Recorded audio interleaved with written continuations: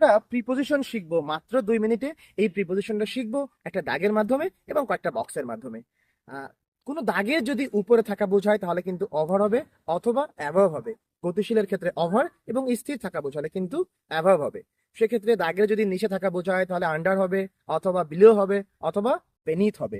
এবং কোনো দাগের যদি পাশে থাকা বোঝায় তাহলে কিন্তু বিসাইড হবে। এবং দাগের যদি পেছনে থাকা বোঝায় তাহলে কিন্তু ইন ব্যাক আপ হবে।